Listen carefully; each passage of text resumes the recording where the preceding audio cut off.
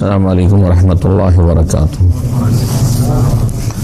إن الحمد لله نحمده ونستعينه ونستغفره ونعوذ بالله من شرور أنفسنا ومن سيئات أعمالنا. من يهده الله فلا مضل له ومن يضلل فلا هادي له. وأشهد أن لا إله إلا الله وحده لا شريك له وأشهد أن محمدا عبده ورسوله صلى الله تعالى عليه وعلى آله وصحبه وسلم تسليما كثيرا. أما بعد فقد قال المؤلف حفظه الله تعالى: باب في صلاة أهل الأعذار جمع عذر والمراد به هنا المرض والسفر والخوف، فأهل الأعذار هم المرضى والمسافرون والخائفون. أولا صلاة المريض، يلزم المريض أن يؤدي الصلاة قائما، وإن احتاج إلى الاعتماد على عصا ونحوه في قيامه أو مستندا على جدار ونحوه، لأن ما يتم الواجب إلا به فهو واجب। মহান আল্লাহর সমস্ত প্রশংসা যে আল্লাহ রাব্বুল আলামিন 5 ওয়াক্ত সালাত ফরজ করেছেন, যাতে যেসব বিধিবিধান রয়েছে ফরজ রোকন সেগুলি ওইভাবে আদায় করতে হবে যেভাবে ফরজ করা হয়েছে। আর যদি কোনো ব্যক্তির ওজর থাকে তো যতটা ওজর আছে ততটা শরীয়তের বিধিবিধানে ছাড় দেওয়া হয়েছে। সালাত ও সালাম নাযিল হলেন মুহাম্মদুর রাসূলুল্লাহ সাল্লাল্লাহু আলাইহি ওয়াসাল্লামের উপর, যিনি এমন ব্যক্তিকে যে দাঁড়িয়ে সালাত আদায় করতে পারে না তাকে বসে সালাত আদায় করার অনুমতি দিয়েছেন, যে বসে পারে না তাকে শুয়ে সালাত আদায় করার অনুমতি দিয়েছেন। আমাদের ফিকহুল ইবাদাত বা সালাত সম্পর্কীয় নামাজ সম্পর্কীয় ফিকহি মাসলা মাসাইলের এই কিতাবে ধারাবাহিক যে আলোচনা চলছে তাতে আজকের বিষয়বস্তু হচ্ছে এটা সালাতুর রাকিব। বাহনে বসে থাকা ব্যক্তির নামাজ, বাহনে বসে থাকা ব্যক্তির বলছেন সালাতুর রাকিব,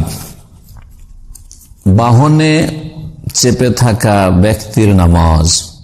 জি হ্যাঁ, যে যানবাহনে আছে। ইয়াজিবু আলা মান ইউসাল্লিল ফারিদা আলা মারকুবিহি লিউযরিন মিম্মা সাবাক ওয়া লা ইউমকিনুহু নুজুল ফিল ওয়াক্তি আন ইস্তাকবিলাল কিবলাতা ইন ইসতাতা লিকাউলিহি তাআলা ওয়া হাইসুমা কুনতুম ফাওয়াল্লু ওজুহাকুম শাতরাহ। বলছেন যেই ব্যক্তি ফরজ নামাজ আদায় করবে নিজের বাহনের উপর, মানে যে বাহনে আপনি চেপে আছেন, লিউযরিন মিম্মা সাবাক, কোন ওজরের কারণে, কোন ওজরের কারণে বাহনের উপর নামাজ পড়তে হচ্ছে আপনার কিসের কারণে? ওজরের কারণে। ওজর একটা হচ্ছে অসুস্থ, বাহনে আপনি বাহনতে নামতে পারছেন না। এমনও আছে যে বাহনে যে চেপে গেছেন বাহনতে নামতে পারছেন, এটাও তো হইতে পারে। ওয়ালা ইউমকিনুহু নুজুল ফিল ওয়াক্তে, নামাজের ওয়াক্ত বাকি থাকা অবস্থায় সে নামতে সক্ষম না। হয়তো নামতে পারবে, যখন নামবে তখন নামাজের টাইম পার হয়ে যাবে।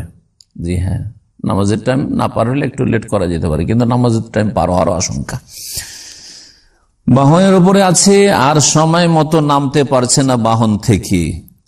এটা তো একটা উদাহরণ লেখক দিয়েছেন, কিন্তু আর একটা উদাহরণ যেটা আজকালকার সমস্যা সেটা হচ্ছে,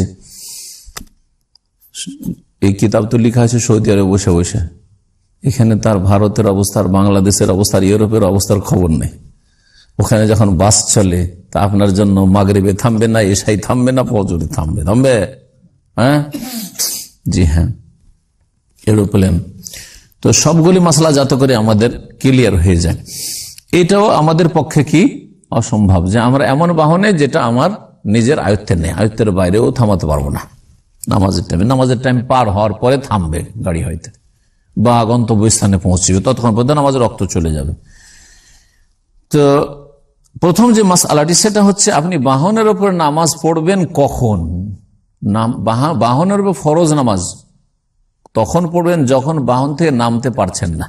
নেমে নামাজ পড়তে পারলে বাহনের উপর নামাজ পড়া যাবে না, কারণ বাহনের ওপর সবগুলি কাজ ঠিকভাবে আদায় করতে পারে, দাঁড়ানো, রুকু, সেজদা, হ্যাঁ, বৈঠক, আর তারপরে আপনার কিবলামুখী হওয়া, আর গাড়ি চলছে, আর সেই সময় সবসময় কিবলার দিকে মুখ করে গাড়ি থাকবে এটাও জরুরি নয়, ঠিক না? তো এই জন্য যেই বাহন থেকে আপনি নামতে সক্ষম সেই বাহনে ফরজ নামাজ পড়া চলবে না। হ্যাঁ, সুন্নত নফল চলবে, এমনকি বেতরও চলবে, বেতরের হাদিস রয়েছে। আর বেতর যে নবী করিম সাল্লাল্লাহু আলাইহি ওয়াসাল্লাম উটের পিঠের উপরে বসে নামাজ পড়েছেন, এর থেকে বোঝা যায় যে বেতর নামাজ ফরজ ওয়াজিব নয়। বেতরের নামাজ ওয়াজিব নয়, যে হানাফি মাযহাব বেতরকে ওয়াজিব বলছে না, এই যে ওয়াজিব নয় এর একটা শক্ত দলিল হচ্ছে নবী করিম সাল্লাল্লাহু আলাইহি ওয়াসাল্লাম বেতর কিসের উপর পড়েছেন? উটের পিঠের উপর পড়েছেন। হ্যাঁ, যেখানে আপনি আপনার বাহন থেকে যদি নিচে নামতে পারেন তাহলে বাহনের পিঠে ফরজ নামাজ ওয়াজিব নামাজ চলে না।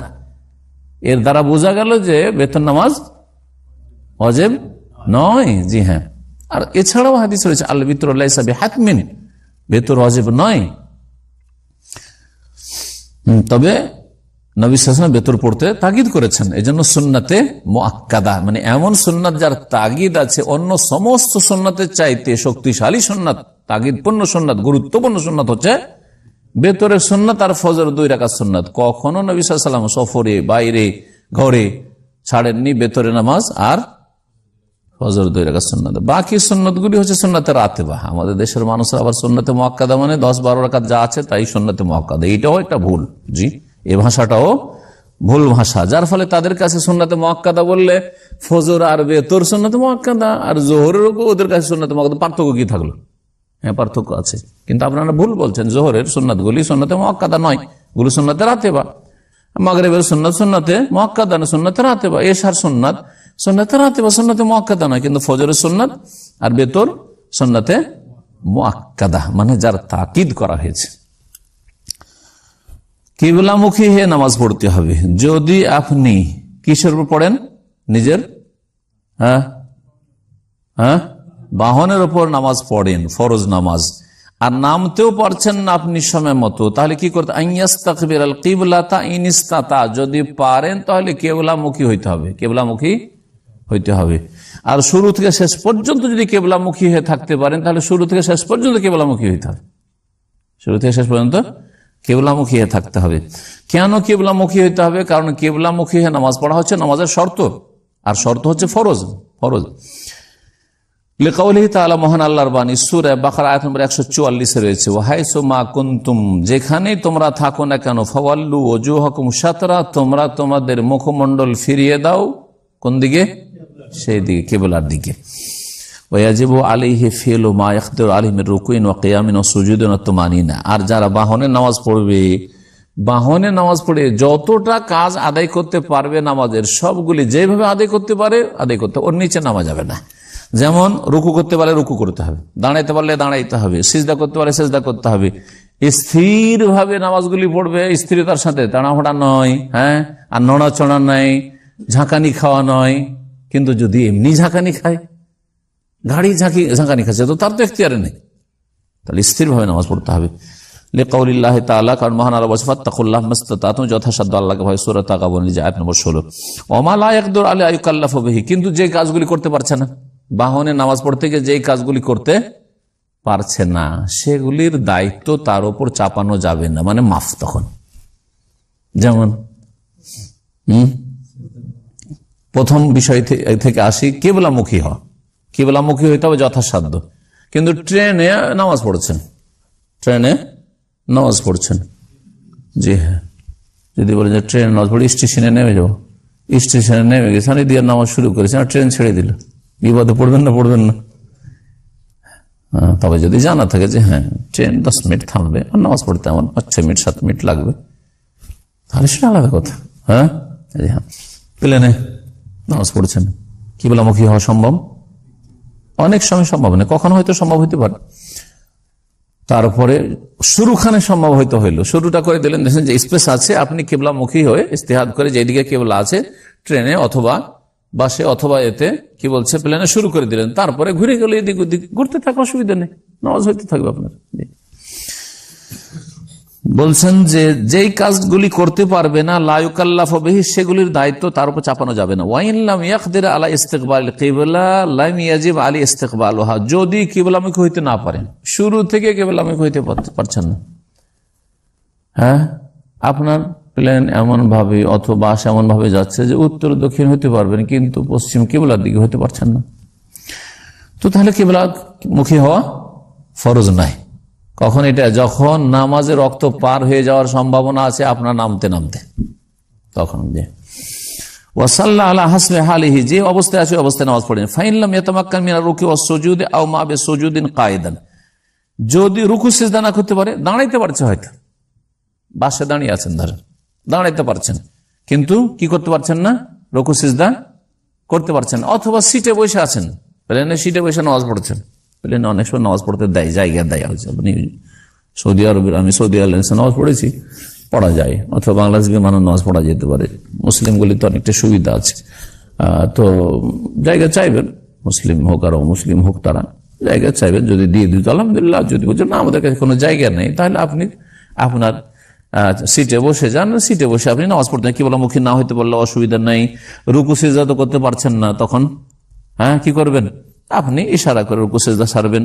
আও মা বিসুজুদিন কায়দান, বসে সিজদার ইশারা করবে।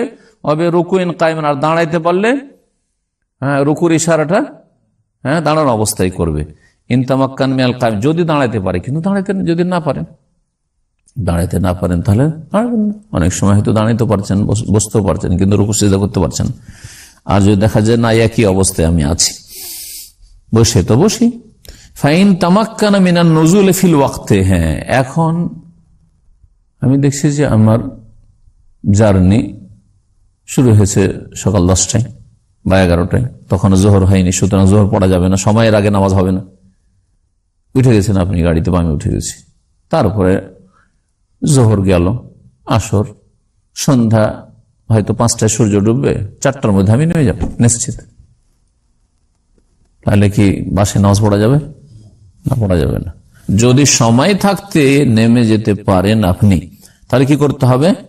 নেমে নামাজ পড়া। ফাইন তামাক্কানা মিনান নুজুল ফিল ওয়াক্তি আও কানাত তুজমাউ লিমা বাদাহা, যদি সময়ের মধ্যে নেমে যেতে পারেন, অথবা এমন নামাজ যেই নামাজটি পরবর্তী নামাজের সাথে জমা করা যেতে পারে। 2 রকম নামাজ আছে তাহলে, যেমন জোহরের নামাজকে আসরের সাথে জমা করা যেতে পারে, মাগরিবের নামাজকে এশার সাথে জমা করা যেতে পারে, ফজরের নামাজকে কারোর সাথে জমা করা যাবে না, ঠিক না? না এশার সাথে জমা করা যাবে, আর না জোহরের সাথে জমা করা যাবে, মাঝখানে বর্ডার আছে ওর, ঠিক না? সূর্য ওঠা থেকে শুরু করে মাথার উপর থেকে সূর্য গড়া পর্যন্ত এটা একটা বর্ডার, কোন নামাজের টাইম না, এটা ফজরের টাইম না আর জোহরের টাইম না, ঠিক কিনা? দেখে জমা করা যাবে না, কিন্তু শেষ ওয়াক্ত পর্যন্ত অপেক্ষা করতে পারবেন। ফজর হয়েছে, সোহসা দেখেছে, বাস থামছে না। অনেক সময় এরকম হয়, ওমরার বাসগুলি যে আসে না, আসার পরে ধরেন থামলো না, মানে পেট্রোল পাম্প পার হয়ে চলে আসছে, আউয়াল ওয়াক্তে থামলো না। কি বলে ড্রাইভার গুলো যে দামামে গিয়ে নামাজ পড়বো, বলে না? বলে না? অনেক সময় বলে কিন্তু। আর আসার পরে আপনি ওয়াক্ত পেয়ে গেলেন, সূর্য ওঠার আগে আগে আপনি নামাজ পেয়ে গেলেন, তাহলে অসুবিধা নেই, কোনো অসুবিধা নেই। কিন্তু দেখছেন যে না, ও দামাম নাও বলছে, দামাম যেতে যেতে সূর্য উঠে যাবে, তাহলে কি করতে হবে? ওতে নামাজ পড়তে হবে গাড়িতে। বলছেন যে ফাইন তামাক্কানা মিনান নুজুল ফিল ওয়াক্তি, সময় থাকতে নেমে যেতে পারবেন, যেই নামাজটা জমা করা যায় না, যেমন ফজরের নামাজের সময় থাকতে সূর্য ওঠার আগে আগে গাড়ি থেকে নেমে যেতে পারবেন। আও কানা তুজমাউ লিমা বাদা, অথবা প্রথম আউয়াল ওয়াক্তের নামাজ ওয়াক্ত শেষ হয়ে যাবে, আউয়াল নামাজের প্রথম নামাজের ওয়াক্ত শেষ হয়ে যাবে, কিন্তু তারপরে নামাজের সাথে ওকে জমা করা জায়েজ আছে। যেমন মাগরিবের নামাজের টাইম হচ্ছে মোটামুটি 1 থেকে 1.5 ঘন্টা, এর বেশি নয়, তারপরে একবার অন্ধকার হয়ে যাবে, এশার ওয়াক্ত শুরু হয়ে যায়, 1 ঘন্টা থাকে। এই মাগরিব সম্পর্কে আমাদের ভারত, বাংলাদেশ, পাকিস্তানে জনগণের ধারণা বা এমনকি আলেম সমাজে এই বিষয়গুলি ক্লিয়ার করে না। মনে হচ্ছে মাগরিবের টাইম হচ্ছে 5 থেকে 7 মিনিট, ঠিক না? একেবারে আজানের সাথে সাথে ওই দিকে একামত হয়ে গেছে, আর আজান দিয়ে যদি মিনারা থেকে নেমে আসে তো নিজেও পাবে না নামাজ, এই অবস্থা। আর ওই আজান একামতের মাঝখানে তো নামাজ তো একবারে কড়া হারাম, আবার এখানে কি নামাজ আছে? অথচ নবী সাল্লাল্লাহু আলাইহি সাল্লামের বাণী যে আজান একামতের মাঝখানে নামাজ আছে আছে আছে, লেমান শাহ যে ইচ্ছা করে পড়ুক, সুন্নত বিরোধীতে দেখছেন কিন্তু সাথে সাথে নামাজ শুরু করে দেওয়া। তাহলে কেউ যদি রোজা ইফতার করে তো মাগরিব জামাত পাবেই না, একমাত্র রমজান মাসে একটু টাইম দেয়, আর বাকি টাইম দেয় নেই। অথচ মাগরিবের জন্য যথেষ্ট টাইম আছে, মাগরিব 1 ঘন্টা পর্যন্ত। পশ্চিম দিকের লাল যে আভা, ওটা যতক্ষণ পর্যন্ত নিশ্চিহ্ন না হয়ে যায় ততক্ষণ পর্যন্ত মাগরিবের টাইম আছে। মাগরিবের টাইম শেষ হলে তো এশা শুরু হয়ে যায়। তাহলে যদি 20 মিনিট বা আধা ঘন্টাতে মাগরিবের টাইম শেষ হয়ে যায়, তো আধা ঘন্টা পরে কি এশার টাইম শুরু হয়? না, ওটাই শুরু হয় না। কমপক্ষে 1 ঘন্টা হইতে হবে। সৌদি আরবে 1.5 ঘন্টা টাইম দেওয়া হয়, রমজান মাসে 2 ঘন্টা দেওয়া হয়। মাঝখানে ব্যবধান খেয়াল করেছেন কিনা? সৌদি আরবে মাগরিব থেকে এশার মাঝখানে 1.5 ঘন্টা টাইম আছে এমনিতে। এটা সর্বনিম্ন মোটামুটি দেওয়া হয়, বা হয়তো আধা ঘন্টা একটু বেশি করে দেওয়া হয়। তো যাই হোক, যদি পরবর্তী নামাজের সাথে জমা করা যেতে পারে এমন নামাজ হয়, ওয়াতামাক্কানা মিনান নুজুল ফি ওয়াক্তিল মাজমুআ, জমা করার সময় নেমে যাবে। মাগরিবের নামাজের সময় শেষ হয়ে যাচ্ছে বা যোহরের নামাজের সময় শেষ হয়ে যাচ্ছে, কিন্তু নামাবে না। যেমন একটু আগে একটু উদাহরণ দিচ্ছিলাম, 10টা 11টায় চেপেছেন, তারপরে ও 2টো 2:30 3টাতে বা ধরেন 3টাতে আসর নামাজ ধরে নেন, 3টে আসর নামাজ, 3টাতে নামতে পারবেন না। নামবেন কখন? 4টা 4:30টায়। মাগরিব হইতে এখনো সময় আছে, তাহলে আসরের রক্ত পেলেন না? পেলেন না। পরের নামাজের রক্ত পেলেন, তাহলে জোহরকে কি করবেন? আসরের সাথে জমা করবেন, জমা তাখির, যেটাকে বলা হয় জমা তাখির, বিলম্বের জমা। এর বিপরীত মাসালা এখানে বলা হয়নি। আপনি যখন সফর করতে যাচ্ছেন সেই সময় ঠিক জোহরের আজান হয়েছে, প্লেনে চাপতে যাচ্ছেন অথবা গাড়িতে চাপতে যাচ্ছেন ওই সময়, আর যে আপনার জার্নি শুরু হবে তো একবার সূর্য ডুবে অন্ধকার হয়ে যাবে, তার মানে নেমে আসর নামাজ পড়ার কোনো সুযোগ নাই। তখন কি করবেন? জামা তাকদিম করবেন, জামা অ্যাডভান্স জমা করেন, মানে জোহরের টাইমে আসর পড়ে নেবেন, মাগরিবের সময় এশা পড়ে নেবেন। মাগরিবের সময় টাইম পেলেন, মাগরিবের সময় মাগরিব এশা যদি পড়ে নেন 3-2-5 রাকাত পড়ার সময় আছে, আর তারপরে গাড়িতে চাপবেন।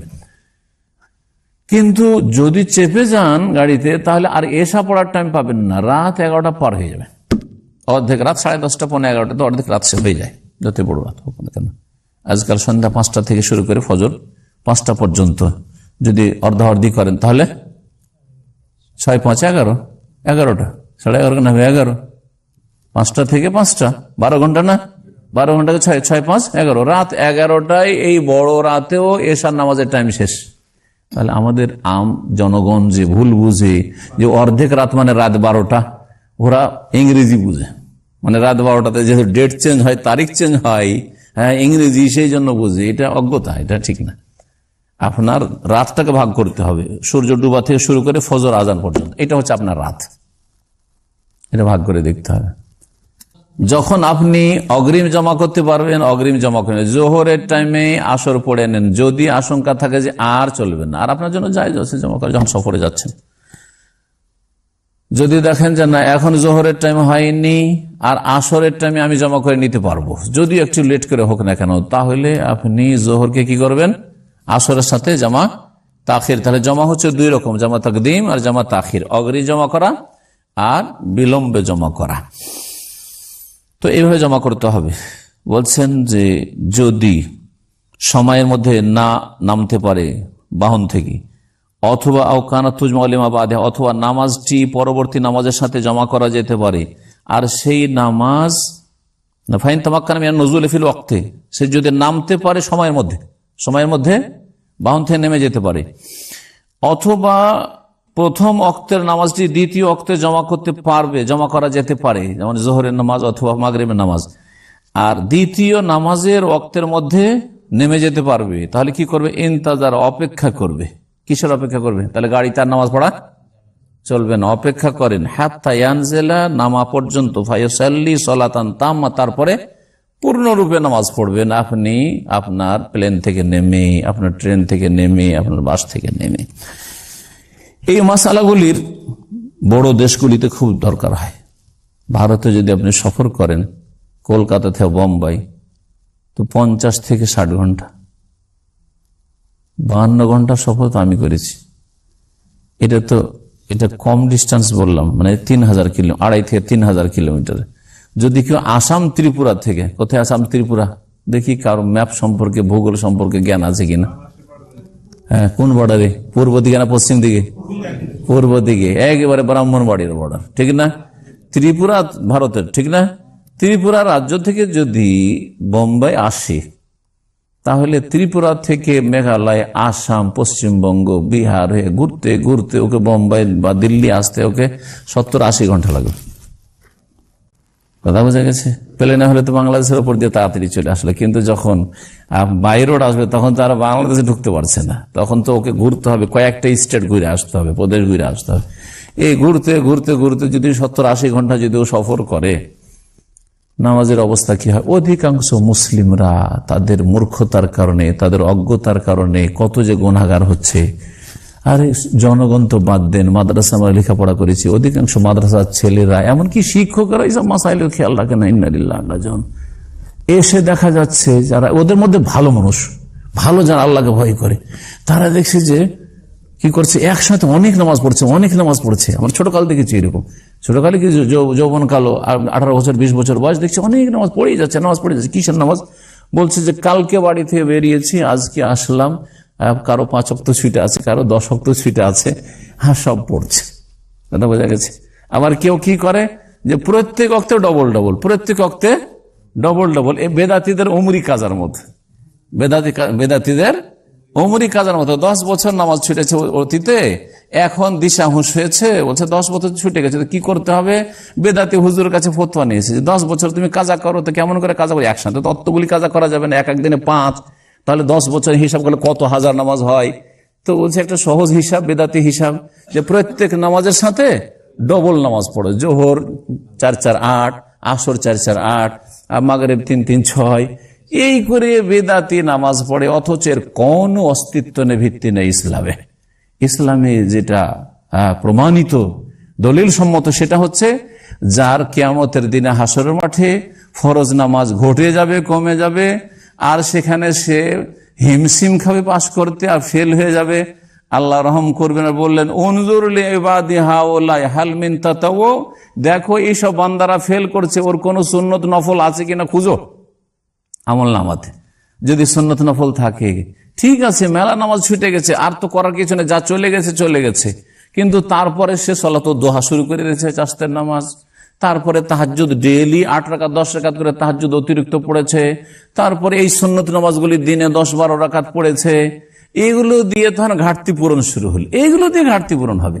আর আপনি উমরি কাজা করবেন বেদাতি তরিকায়, আর আপনার মুখে ছুড়ে দেওয়া হবে, মানে আমরা না ফওয়ারাদ, যে এমন কোন আমল করলো যেটা নবী করিম সাল্লাল্লাহু আলাইহি ওয়াসাল্লাম আদর্শ নয়, সেটা রাদ্দুন, মুখে উল্টা ছুঁড়ে ফেলা হবে, রদ করে দেওয়া, রিজেক্ট করে দেওয়া হবে। সুতরাং এই বেদাতি তরিকাগুলি বাদ দেন যারা করছেন, আর যেসব আত্মীয় স্বজনরা করছে তাদেরকে সতর্ক করুন, না হলে আমেলাতুন নাসিবাতুন তাসলা নারান হাবি, আমল করলেন, কঠোর পরিশ্রম করলেন, কিন্তু শেষ পরিণাম বেদাত করার কারণে জ্বলন্ত আগুনে জাহান্নামে ঢুকতে হবে। আল্লাহ যেন হেফাজত করেন এবং সুন্নতি তরিকার দিকে ফিরে আসার তৌফিক দান করেন।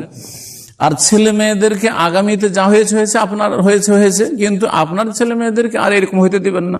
7 বছর থেকে নামাজ শিখান, আর 10 বছরের নামাজ সাথে করে পড়ান, চাপ সৃষ্টি করে পড়ান, আর তাহলে হবে কি 14-15 বছর সাবালক হইতে হইতে এমন নামাজের পাবন্দ হয়ে যাবে যে জীবনে আপনার ছেলে মেয়ে নামাজ ছুটেনি, এরকম হয়ে যাবে।